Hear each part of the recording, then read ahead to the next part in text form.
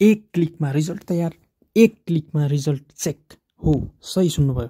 अब विद्यार्थी भाइ बहिनीहरूले जस्ट क्युआर स्क्यान गरेर आफ्नो सबै एकाडेमिक इयरहरूको सबै टर्महरूको ग्रेड सिट प्राप्त गर्न सक्नुहुनेछ।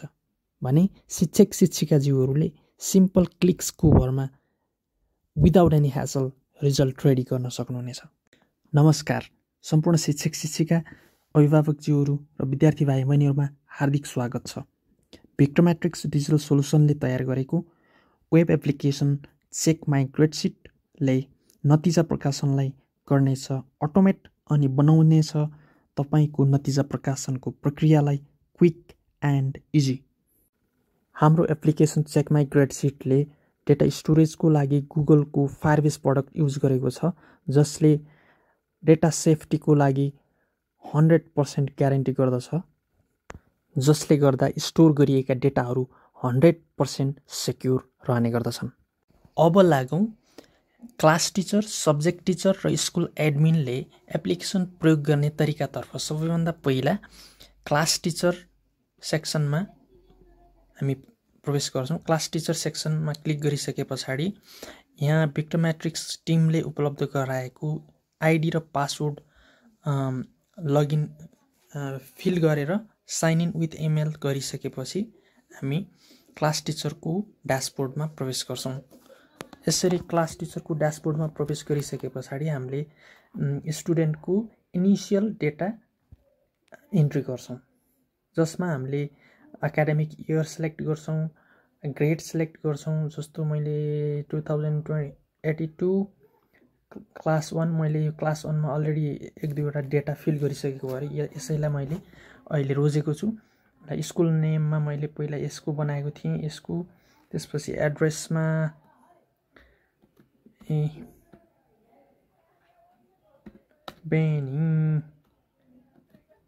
बेनी बजार सिलेक्ट गरेँ। प्रोभिन्स हाम्रो गण्डकी अलरेडी सिलेक्टेड छ। क्लास टिचर नेममा मैले सिटिआर यसरी क्लास टिचरको नेम दिएँ अनि प्रिन्सिपलको नाम दिएँ। यति गरिसकेपछि हामीले यो घरिघरि फिल गरिराख्नु पर्दैन, एकचोटि मात्रै गर्दा हुन्छ। त्यसपछि स्टुडेन्ट इन्फोमा हामीले जुन स्टुडेन्टको डिटेल इन्ट्री गर्दैछौँ त्यसको first name, middle name, last name entry गर्छौँ। अब फर्स्ट नेममा मैले दिन्छु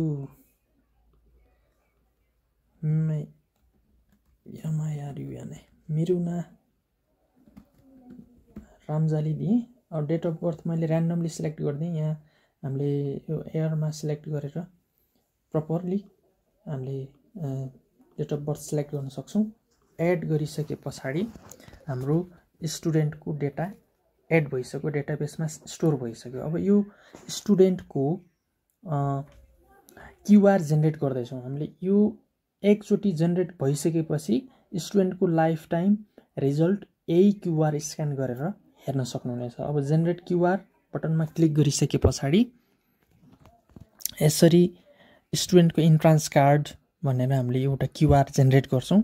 यसलाई हामीले एक्जामको इन्ट्रान्सको रूपमा पनि प्रयोग गर्न सक्छौँ। यसलाई हामीले चेन्ज गरेर अरू डेटाहरू पनि म्यानेज गर्न सकिनेछ। र अब मैले इन्ट्रान्स कार्ड जेनेरेट गरिसकेपछि यसलाई स्टोर गर्नको लागि सेभ कार्ड बटनमा क्लिक गर्छु। सेभ कार्ड बटनमा क्लिक गरिसकेपछि सबभन्दा पहिला मैले डेस्कटपमा एउटा फोल्डर बनाएको स्कुल भनेर यो बनाउनु होला। अनि यो सिलेक्ट गरिसकेपछि यसमा अरू केही पनि गर्नु पर्दैन। यो एडिट फाइल्स भन्ने अप्सनलाई हामीले सिलेक्ट गर्नुपर्छ, किनभने हामीले यो स्टुडेन्टको इन्ट्रान्स कार्ड घरिघरि स्टोर गरिराख्नु पर्ने भएकोले हामीलाई यो पर्मिसन चाहिन्छ। त्यही भएर एडिट फाइल्स गर्छु।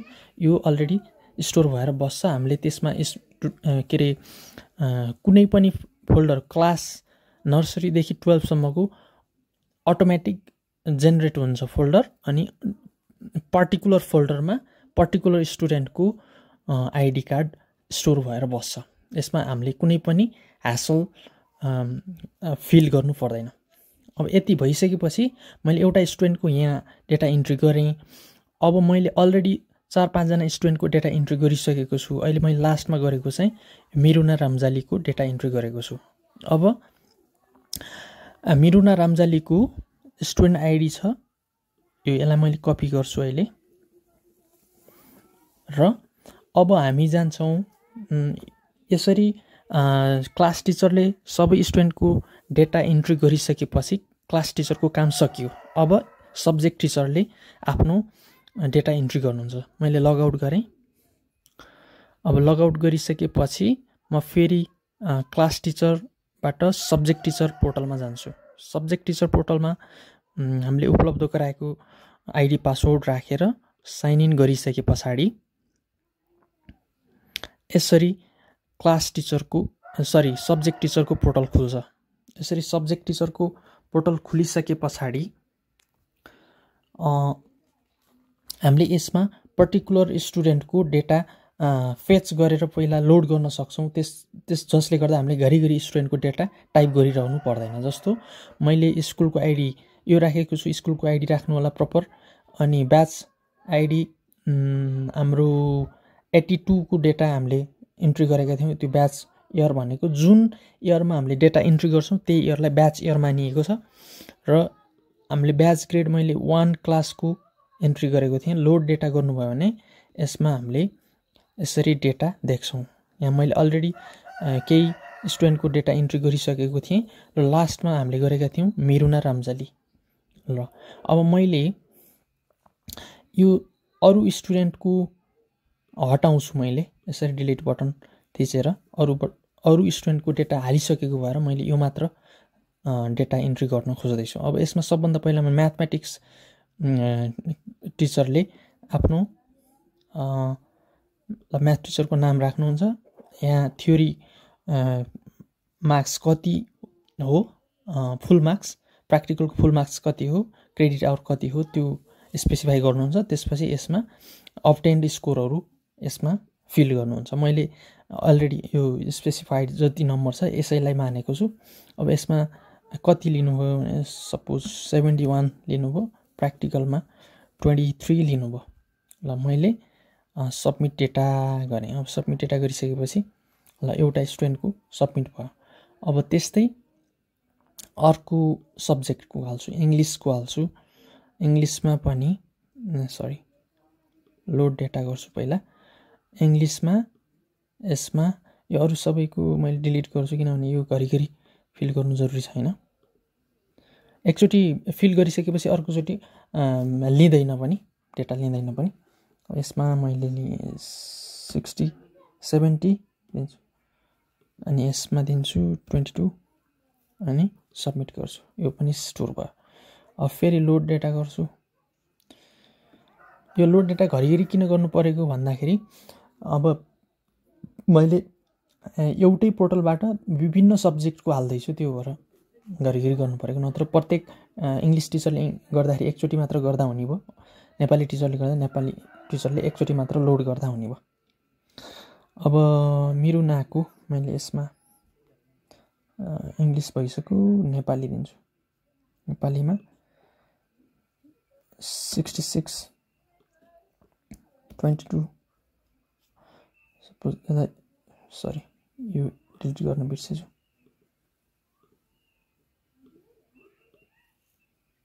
ल यसरी सबमिट डेटा। अब नेपालीको भयो। त्यसपछि साइन्स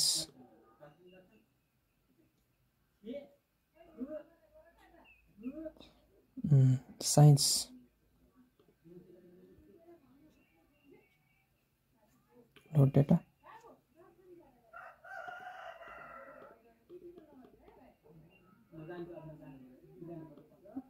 यसमा 56 सपोज 21 दिएँ। ल सबमिट डेटा। ल यसरी डेटा फिल गरिसकेँ। मैले प्रत्येक सब्जेक्टको फिल गर्दै एउटै पोर्टलबाट, किनभने प्रत्येक सब्जेक्ट टिचरले छुट्टा छुट्टै गर्नुपर्ने थियो। मैले एउटैबाट सबै सब्जेक्टको गरेँ है त।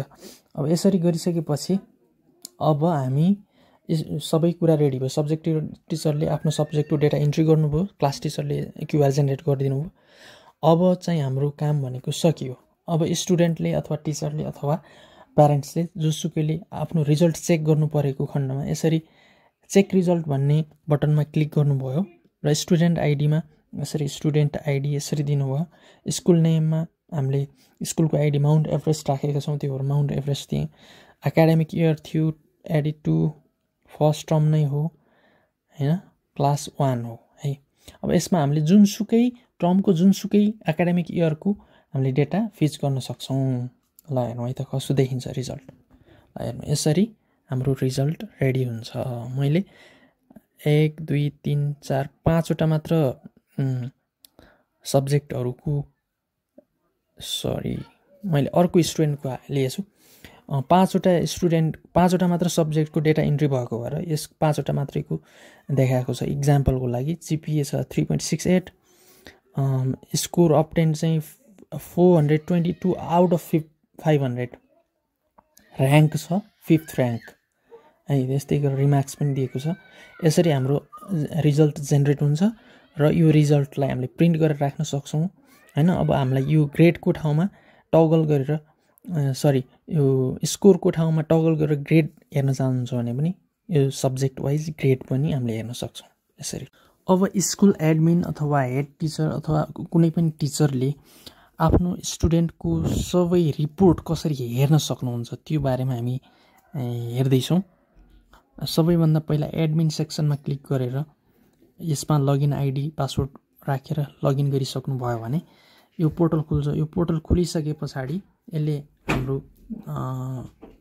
ओभरभ्यू जेनेरेट गर्दैछ। ओभरभ्यू सेक्सनमा हामीले एउटा मात्र क्लासको डेटा इन्ट्री गरेको भएर अहिले एउटा मात्र क्लासको डेटा देखाइरहेको छ।